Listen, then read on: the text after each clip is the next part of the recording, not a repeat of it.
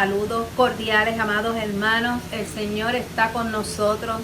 El Señor nos ha prometido que no nos va a dejar ni nos va a desamparar en ningún momento. Queremos que sepan que la lección se está grabando siempre en los primeros días de la semana, para que ustedes, pues, el tiempo que nos tome en prepararla, pues, la pueda recibir ya los sábados. Así que, hermanos, contentos, preparados y lista nuestra mente y nuestros oídos espirituales para aprender más de la palabra del Señor. Vamos a comenzar la tercera unidad bajo el tema la fe y la sabiduría en Santiago. Recuerde que estamos estudiando los rostros de la sabiduría y esta es la lección 23 y el título, muy sugestivo y exclamativo, ¿verdad? Pídela, pídela. El texto para recordar dice: si alguno de vosotros tiene falta de sabiduría, pídala a Dios, el cual da a todos abundantemente y sin reproche, y le será dada. Y esta palabra aparece en Santiago 1:5. La base bíblica para esta lección número 23 aparece en Santiago 1, del 1 al 11. Y dice así la palabra del Señor en la versión popular. Santiago, siervo de Dios y del Señor Jesucristo, saluda a las 12 tribus de Israel esparcidas por todo el mundo. Hermanos míos, ustedes deben tener por muy dichosos cuando se vean sometidos a pruebas de toda clase. Pues ya saben que cuando su fe es puesta a prueba, ustedes aprenden a soportar con fortaleza el sufrimiento. Pero procuren que esa fortaleza los lleve a la perfección, a la madurez plena, sin que les falte nada. Si a alguno de ustedes le falta sabiduría, pídasela a Dios y Él se la dará. Pues Dios da a todos sin limitación y sin hacer reproche alguno. Pero tiene que pedir con fe, sin dudar nada, porque el que duda es como una ola del mar, que el viento lleva a un lado y a otro. Quien es así, no crea que va a recibir nada del Señor, porque hoy piensa una cosa y mañana otra, y no es constante en su conducta. El hermano de condición humilde debe sentirse orgulloso de ser enaltecido por Dios, y el rico de ser humillado. Porque el rico es como la flor de la hierba que no permanece. Cuando el sol sale y calienta, con fuerza la hierba se seca, su flor se cae y su belleza se pierde. Así también el rico desaparecerá en medio de sus negocios. Poderosa palabra del Señor que sea grabada en nuestros corazones. Nuestra lección tiene 3 objetivos. Los objetivos para esta lección son los siguientes. Vamos a introducir el libro de Santiago, explicando que incluye mucho de lo que hemos visto en la larga tradición hebrea sobre la sabiduría. Vamos a invitarlos a pedirle sabiduría a Dios y al mismo tiempo dejar bien claro que la sabiduría que estamos pidiendo no es cosa fácil y requiere compromiso. Y por último, recordarnos que aunque Dios requiere sabiduría, obediencia y buena conducta, nuestro Dios es amor que, como dicen los salmos, para siempre es su misericordia. Y cuando nos apartamos de los caminos de la sabiduría y del bien, Dios sigue dispuesto a recibirnos y volvernos al buen camino. Asimismo, ya hemos visto en los objetivos que vamos a relacionar directamente el libro de Santiago con el concepto sabiduría que estamos estudiando. El bosquejo es sencillo y bien profundo. Estamos en Santiago capítulo 1 y los versos del 19 al 20 tratan sobre el manejo de la ira. En los versos 21 al 25 vemos que somos hacedores de la palabra. Y en los versos 26 al 27 vemos la religión pura y sin mancha. Vamos a estudiar en esta lección la respuesta a unas preguntas bien importantes que nos hacemos todos los días. ¿Será verdad que las pruebas son causa de regocijo? ¿Será verdad que deben ser causa de regocijo? Esa es una pregunta que nos hacemos constantemente, ¿verdad? Lo que el pasaje dice sobre los humildes y los ricos, lo escuchamos en las iglesias, lo escuchamos en las predicaciones, en las pláticas. Esa pregunta la vamos a contestar en la clase. Y finalmente, ¿por qué el pasaje dice que si le pedimos a Dios sabiduría y si lo haremos con fe, Dios nos las dará? ¿Qué quiere decir en este caso pedir con fe? Todas esas interrogantes las vamos a contestar en el análisis de la lección con el hermano Richard López.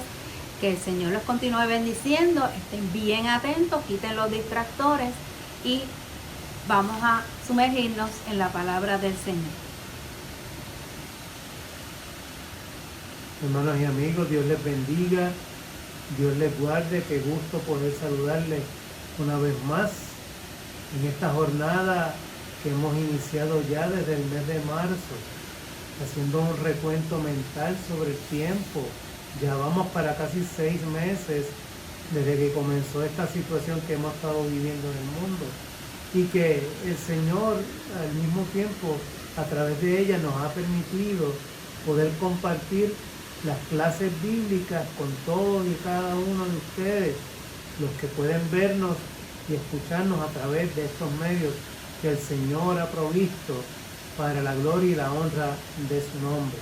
Hoy estamos aquí de manera virtual en un paseo por nuestra isla y hoy nos acompaña un ambiente natural que es la cascada de la Coca en el bosque lluvioso del Yunque, que está entre los pueblos de Río Grande, Naguabo y Luquillo. Así que desde aquí estamos llevando esta clase en esta semana tormentosa, de lluvia, de amenazas de tormenta, pero a pesar de eso y de la lluvia, estamos, para la gloria de Dios, transmitiendo y llevándole a ustedes la clase para el día de hoy, que es la número 23, que continúa con las clases acerca de la sabiduría y que ahora vamos a ver desde la perspectiva del libro de Santiago.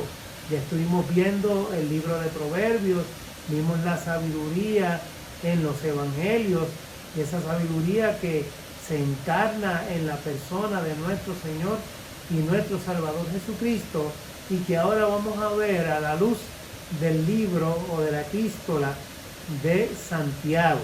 Y vamos a estar hoy en Santiago capítulo 1, los versos del 1 al 11, tal y como nuestra hermana Sandra ya nos ha leído. Y quisiéramos leer nuevamente ese verso para recordar que nos dice: si alguno de vosotros tiene falta de sabiduría, pídala a Dios, el cual da a todos abundantemente y sin reproche, y le será dada. Ya nuestra hermana Sandra también nos leyó los objetivos, que son 3 para este día, en esta lección sobre la sabiduría de Santiago en el capítulo 1. Y aquí vamos a estar viendo estos 3 puntos del bosquejo que ya también nuestra hermana Sandra ha leído, sobre el manejo de la ira, los hacedores de la palabra, la religión pura y sin mancha, que ya ella también nos ha discutido.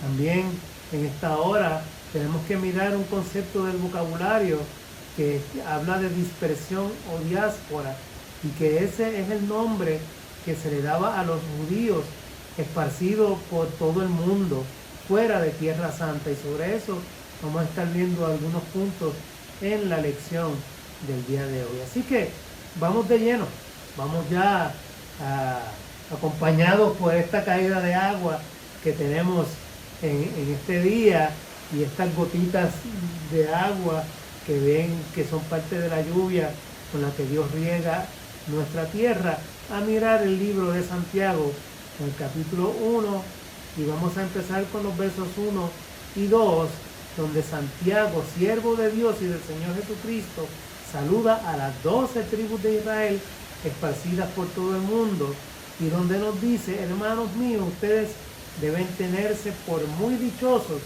cuando se vean sometidos a pruebas de toda clase. Fíjense que Santiago comienza su epístola de una manera particular, y es que él se llama a sí mismo siervo de Jesucristo, y la palabra que usa del griego es doulos. Doulos significa esclavo. Estamos hablando de una persona que tenía un dueño y que estaba sometida a la voluntad de esa persona. Y Santiago se dice a sí mismo que es siervo, o sea, esclavo del Señor. En ese sentido, está ubicado en una posición de humildad. No está tratando de realzarse, ni mucho menos, sino que está asumiendo una posición de humildad. Y es interesante, porque cuando tratamos de ver quién es este Santiago, la Biblia habla de varios. Habla de por lo menos 5 Santiagos, que su nombre primario es Jacobo, pero se traduce a través del tiempo como Santiago. El nombre Jacobo es bien común en Israel, porque sabemos que uno de sus patriarcas se llamaba así, Jacobo. Así que este nombre común en la Biblia, en el Nuevo Testamento, por lo menos 5 personas se le identifican. 2 de ellos eran discípulos del Señor, uno de los cuales se menciona que era el mellizo. No se conoce mucho acerca de estos 2 discípulos, pero sí sabemos que 2 de los discípulos del Señor se llamaban Santiago. Pero uno en particular, uno de estos Santiagos que se mencionan en el Nuevo Testamento, es el hermano menor de Jesús. Estos que no aceptaron en principio el ministerio del Señor, y que en lecciones anteriores habíamos estado viendo cómo hasta lo habían rechazado, lo daban por loco inclusive, y que no le hacían mucho caso.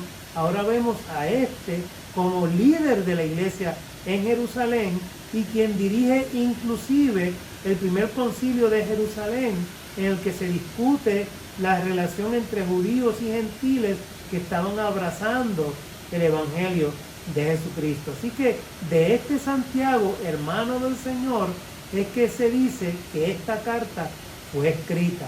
La mayoría de los eruditos están de acuerdo en que fue este Santiago el que le escribe. La carta de Santiago, valga decir, que no fue una que entró fácilmente en el canon del Nuevo Testamento. La carta de Santiago sufrió bastantes, diríamos, revisiones, y fue bastante los obstáculos que tuvo para entrar al canon, pero finalmente entró como parte del canon del Nuevo Testamento. Pero aún así, personas como Martín Lutero no aceptaban mucho la carta de Santiago, y el mismo Lutero decía que Santiago no la reconocía como una carta apostólica. Pero a pesar de eso, a través del tiempo la carta ha sido aceptada y ha llegado hasta nosotros y compone parte de nuestra Biblia, y gloria a Dios por eso, porque su mensaje es importante, el que contiene y el que nos habla. Hay otros que mencionan y dicen que la carta de Santiago no es una carta propiamente, sino que fue un mensaje predicado por Santiago, y que un discípulo de Santiago, una persona, tomó este mensaje, lo escribe casi literalmente como fue predicado, y entonces le añade un saludo y algunas particularidades que la convirtieron entonces en una carta que se diseminó por todo el cristianismo conocido entre los judíos, principalmente de la dispersión, que es a quien va dirigida principalmente esta carta. Así que vemos entonces a Santiago. Si fuese el hermano menor de Jesús, tendría, ¿verdad?, una posición privilegiada y de qué asumir cierto orgullo. Mira, yo soy hermano del Señor, así que tengo una alta posición que reclamar en medio de la iglesia. Pero sin embargo aquí vemos a Santiago cómo comienza diciendo, no, yo soy un siervo, yo soy esclavo del Señor. Y es que cada uno de nosotros, hermanos, cada uno de nosotros como cristianos, deberíamos mirar esta misma actitud, esta línea de pensamiento y mirarnos y ver que la grandeza de un cristiano, realmente a lo que podemos aspirar cada uno de nosotros, es a ser esclavos de Dios, a ser siervos de Dios. En la medida en que nosotros pudiésemos entender que el Evangelio de Cristo, las posiciones en la iglesia, no nos dan el derecho a realzarnos y a sentirnos mayores que nadie. Si por el contrario entendiéramos que ser miembros de la iglesia del Señor, siervos del Señor, nos hace como el mismo Cristo enseñó a sus discípulos en el aposento alto, que se desvistió y lavó sus pies y los secó, mostrando que la verdadera grandeza está en la humildad, está en el servicio. Si pudiéramos entender de esa misma forma que cada uno de nosotros en la iglesia estamos llamados de esa misma manera a ser siervos de los demás, la iglesia fuera muy, muy distinta en nuestros tiempos, hubiese crecido y estaría creciendo mucho más.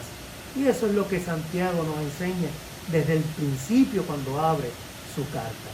Por otro lado, Santiago dice que le está escribiendo a los judíos cristianos esparcidos por las naciones circundantes, o sea, a todo el nuevo Israel, a la iglesia cristiana. Hay muchas posiciones, hay muchas personas que pueden interpretar distintas formas de ver lo que Santiago quiso decir con escribirle a la iglesia dispersada, a las 12 tribus dispersadas por el mundo.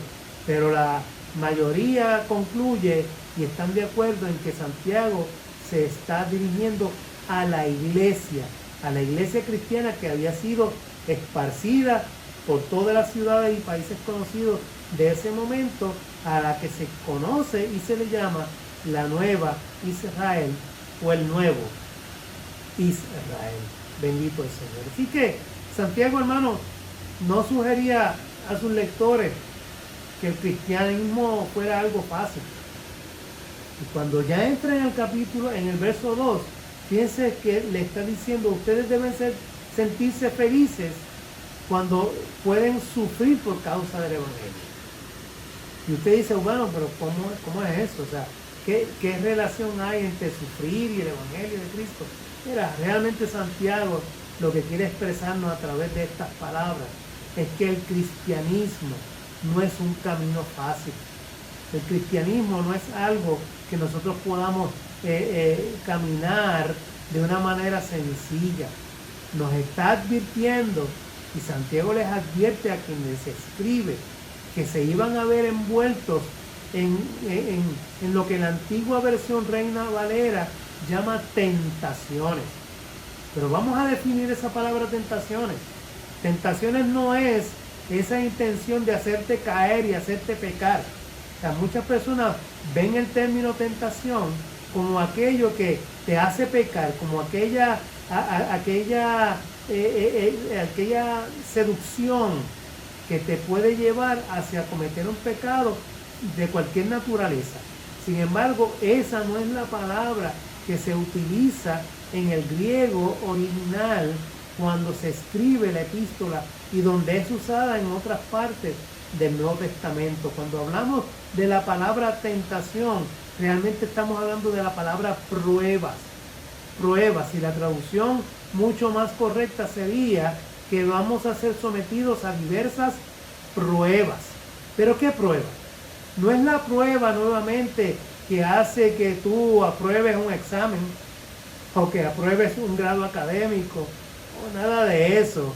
Estamos hablando de que aquí en este contexto prueba significa que tú te fortalezcas, que tú seas sometido a una serie de situaciones para que al final tú surjas más fuerte, más puro. Así que cuando hablamos de pruebas, y Santiago está hablando que seremos sometidos a pruebas, lo que está diciendo es que vas a tener una serie de circunstancias en tu vida que van a ser difíciles, con las que vas a tener que trabajar, con las que vas a tener que rogarle al Señor sobre todo su ayuda. Pero cuando termine la prueba, vas a terminar más fuerte, mucho más capaz. Lo podemos comparar de manera sencilla con el atleta que entrena a diario, entrena y cada vez se le exige más en su entrenamiento, pero lo hace con gozo y lo hace dispuesto. ¿Por qué?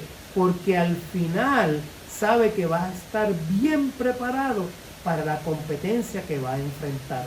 O sea, eso es lo que Santiago nos expresa cuando dice seremos sometidos a distintas pruebas. O sea, seremos entrenados en la vida.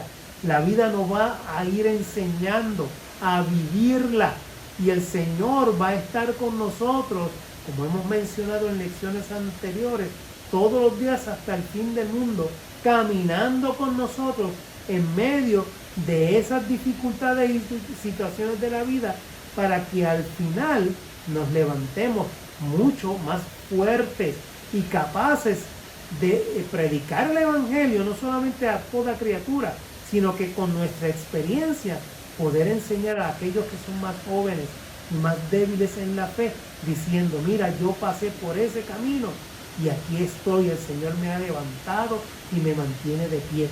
Tú también puedes. De eso se trata la prueba de la que Santiago está hablando en el verso número 2. Ya en los versos 3 y 4 nosotros vemos cómo Santiago va desarrollando su pensamiento y nos dice que ya saben que cuando su fe es puesta a prueba, ustedes aprenden a soportar con fortaleza el sufrimiento. Pero dice, procuren que esa fortaleza los lleve a la perfección, a la madurez plena, sin que les falte nada. Así que, ¿cuál entonces es la finalidad de pasarnos por las pruebas? Que Santiago nos dice, purificarnos. La idea es que te purifiques de toda impureza. Si hay algo que todavía tienes que mejorar en tu vida, que tienes que desechar de tu vida, la prueba te va a ayudar a que vayas identificando esas cosas que tienes que todavía, mira, quitar de tu vida, sacar de tu vida. Mira, dejar que, como en esta cascada, caigan y el río se las lleve y se vayan de tu vida.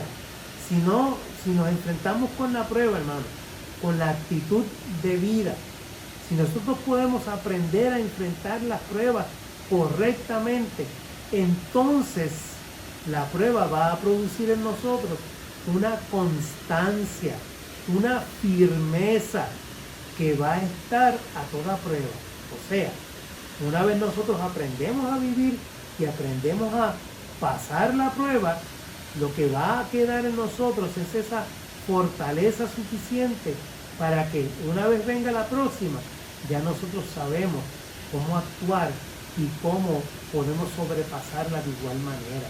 O sea, la palabra que se utiliza por Santiago en su carta es hipomone, que la Reina Valera la traduce como paciencia.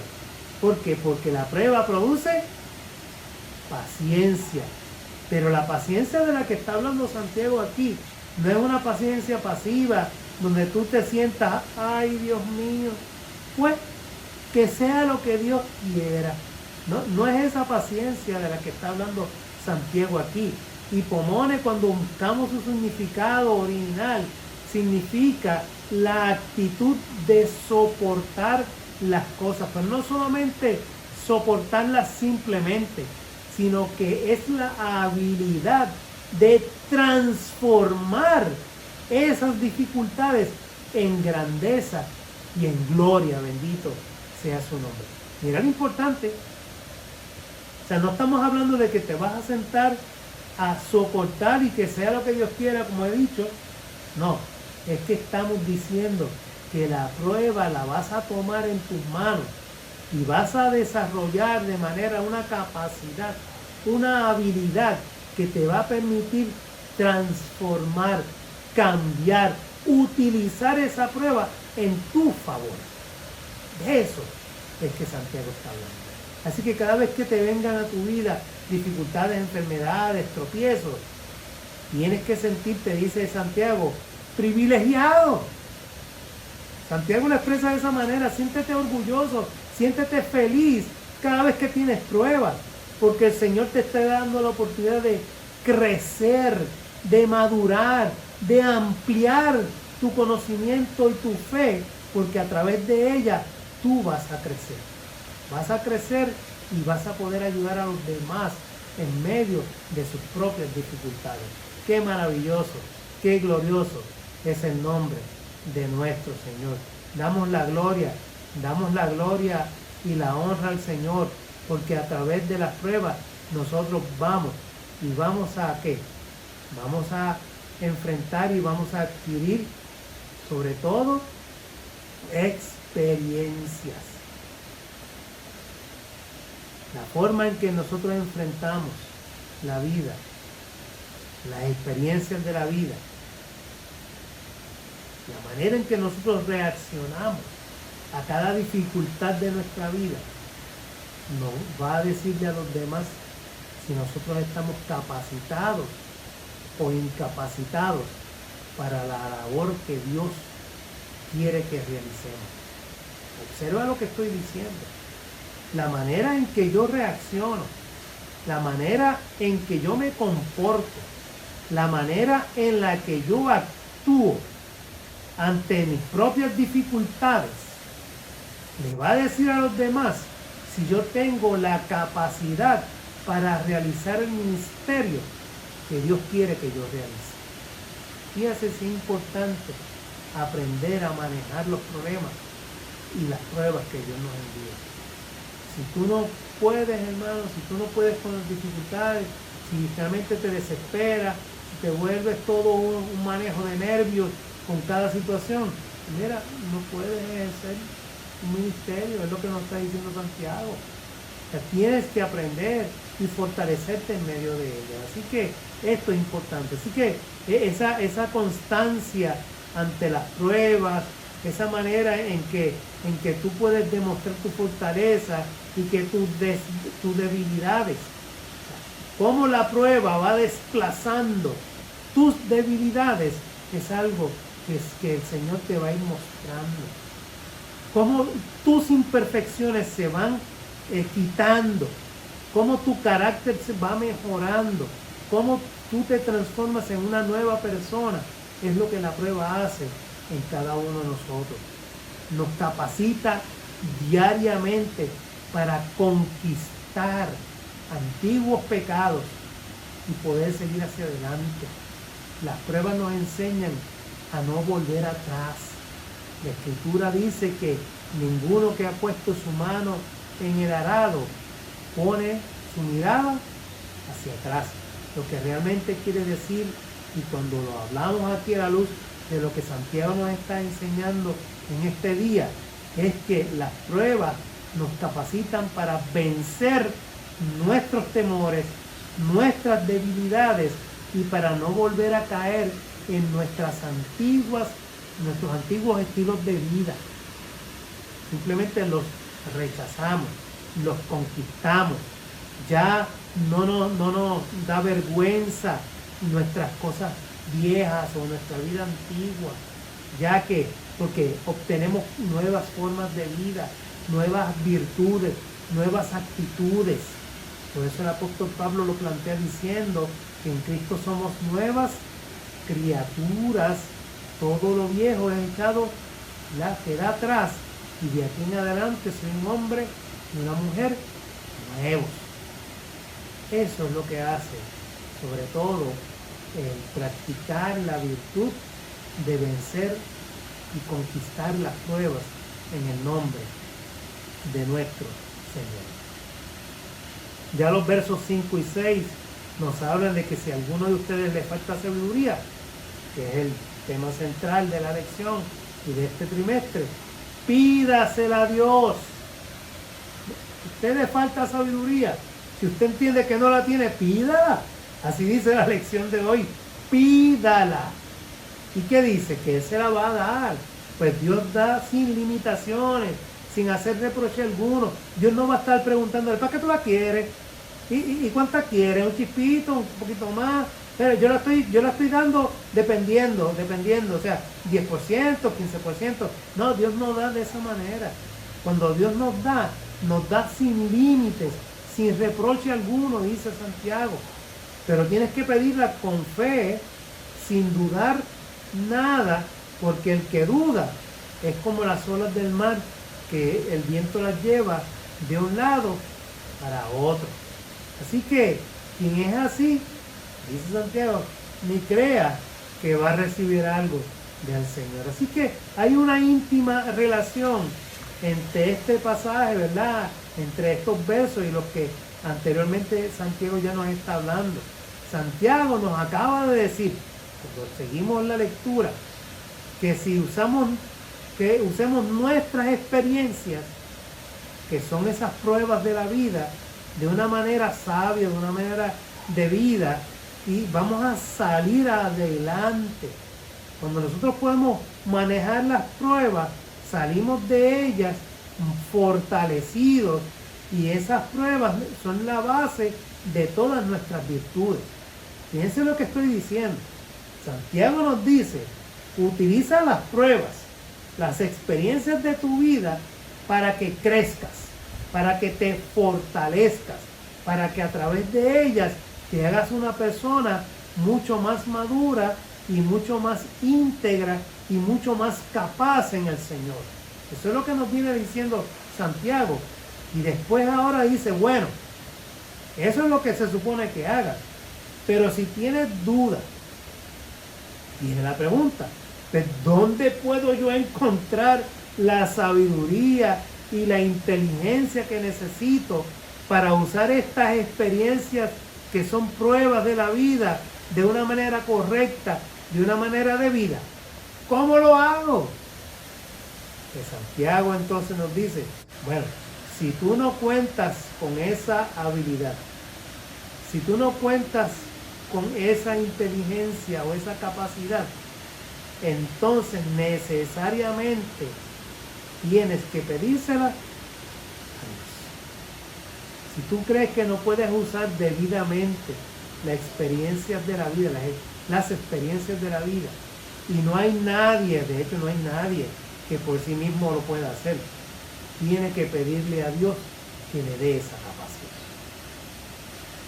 Así que Santiago es claro cuando nos dice, pídele al Señor la capacidad para poder tomar tus pruebas, tus situaciones y transformarlas de manera que ellas te permitan crecer y te permitan ir hacia adelante en el Señor. Para Santiago, hermanos, que era un maestro en el cristianismo, y para Santiago, que tiene un trasfondo judío, la sabiduría es algo práctico. Y aquí, como dije ahorita, el tema central de la clase. La sabiduría no es un cúmulo de conocimiento que leemos o vamos a la universidad y que nos llenamos de ella. Que hemos dicho desde las clases, desde que empezamos a hablar de sabiduría, que sabiduría no es eso, no es acumular conocimiento como si fuéramos una cuenta bancaria. La sabiduría es algo práctico, es una cosa práctica, y así la veía el judío. No es la especulación filosófica o no es el conocimiento intelectual, son las cosas de la vida, cómo nosotros miramos nuestro entorno. La sabiduría cristiana es la cualidad que le permite a la persona conocer y practicar la integridad. Es ese talento del corazón, de la mente, que se necesita para vivir como Dios manda. Fíjense qué sencillo y qué complicado al mismo tiempo. ¿Qué es ser sabio? Ser sabio es tener la suficiente experiencia y conocimiento de la vida para ser íntegros, para ser intachables, para ser honestos. Y al mismo tiempo, tener dentro de nuestro corazón y de nuestra mente esa virtud de conocer cómo Dios quiere que tú vivas. Conocer la voluntad de Dios para tu vida, cómo Dios quiere que tú la vivas, cómo Dios quiere que el cristiano viva una vida correcta dentro, ¿verdad?, de la sociedad y el lugar a donde Él nos ha puesto. Eso es ser sabio. Eso es lo que Santiago nos plantea, que es ser sabio.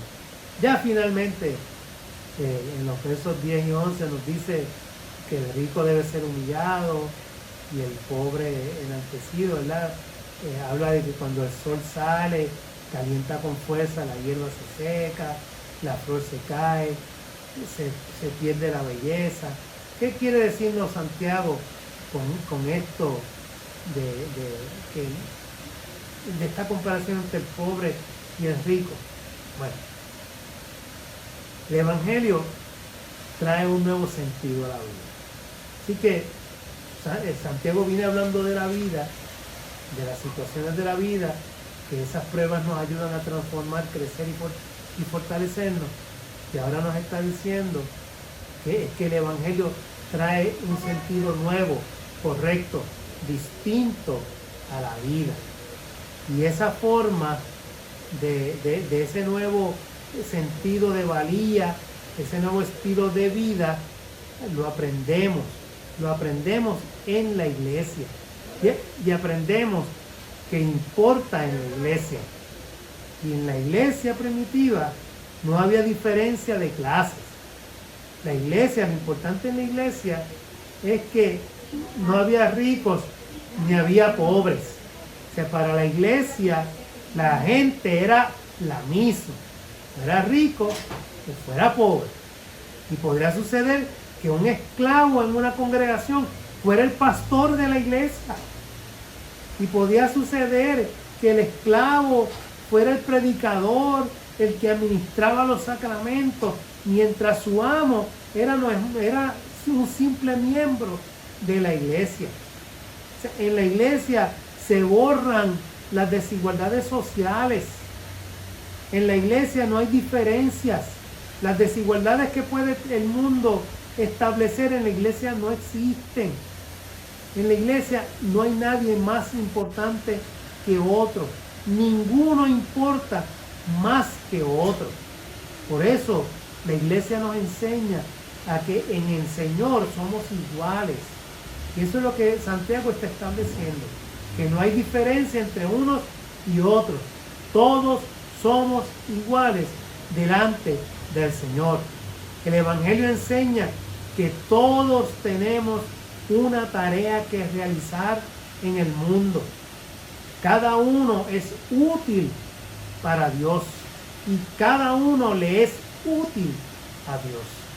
Y aunque estemos confinados en el lecho del dolor, aunque estemos enfermos, aún allí, aunque estemos postrados y no nos podamos mover, aún allí el poder de su oración, el poder de la oración que pueda la persona elevar a Dios, puede seguir actuando en el mundo de la manera que la gente aún se transforme y conozca a Dios, aún desde el lecho del enfermo. Esa oración puede ser poderosa y aprendemos que le importamos a Dios, aún desde esa perspectiva que para unos puede ser trágica pero para otros puede ser de bendición en el Señor. El sabio es el que pone su confianza en lo que no se puede perder. Así que estamos diciendo, ¿qué estamos diciendo? Que una persona sabia, y Santiago concluye con esto, una persona verdaderamente sabia es aquella que se entrega en las manos del Señor y que su confianza totalmente está en las manos del Señor y que todo lo pone en aquello que es inmutable, aquello que es eterno. Por lo tanto, ni es en la riqueza, ni es en las posesiones, ni en nada distinto que no sea la gracia de Dios sobre la vida de cada uno de nosotros. Ahí radica la importancia de lo que la iglesia y el evangelio hacen en la vida de aquellos que conocen a nuestro Señor y nuestro Salvador Jesucristo, y nos congregamos y seguimos aprendiendo sobre lo que es el Señor. Es interesantísimo, y podríamos seguir en esta mañana, podríamos seguir hablando de todas estas verdades, pero creo que la lección nos ha dado ya suficiente para poder seguir reflexionando y orando sobre estas verdades. Así que ya en el resumen escucharemos los puntos más importantes en los labios de mi esposa, su hermana Sandra Torres. De mi parte, nos vemos la semana que viene. Dios les bendiga, Dios les guarde, y que sea Dios siempre, siempre, siempre prosperándoles en todo. Cuídense. Dios les bendiga, Dios les guarde. Agradecido del Señor por la excelente lección que hemos tenido, profundizando en el libro de Santiago y viendo cómo Santiago y la sabiduría están totalmente vinculados. En el resumen, el primer punto nos dice que el punto central de la lección es que Dios le dará sabiduría a quien la pida. Dios quiere darnos sabiduría, puesto que tener esta sabiduría bíblica no es cuestión de saber mucho, sino de vivir, pensar, sentir y actuar de cierto modo.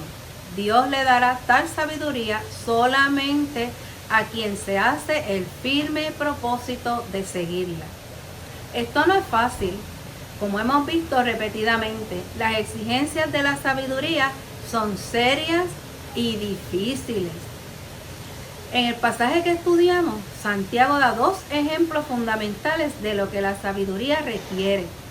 El primero de ellos se refiere a nuestra actitud ante las muchas dificultades de la vida, al tiempo que nos dolemos por tales dificultades, dolores y decepciones. No podemos dejar que ese dolor nos arrastre hacia la ira o la desesperación. Al contrario, hemos de ver tales situaciones como ocasiones para aprender y practicar la paciencia. Esto, a su vez, nos llevará por el camino de la perfección hacia mayor sabiduría. Hay un segundo ejemplo, que es la necesidad de ser humillado, que el humillado reafirme su valor e importancia, y el rico, privilegiado, utilice lo que tiene y la sociedad, que el prestigio le da, no para tener más o para tener más prestigio, sino en beneficio de los demás. Y finalmente, hemos señalado que aunque Dios espera que sigamos el camino de la sabiduría, cuando no lo hacemos y volvemos a Él arrepentidos, Dios es bueno, hermanos. Dios es misericordioso y Dios nos restaura.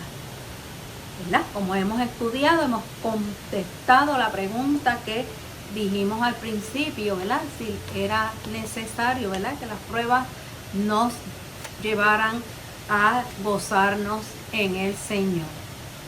Así hemos terminado la lección de hoy. Queremos compartir la oración que aparece en pantalla también. Gracias por su apoyo, gracias hermanos, pero más de parte del Señor, ¿verdad? Porque estamos estudiando su palabra. porque estamos profundizando en los estatutos. Y lo más importante es la sabiduría, especialmente.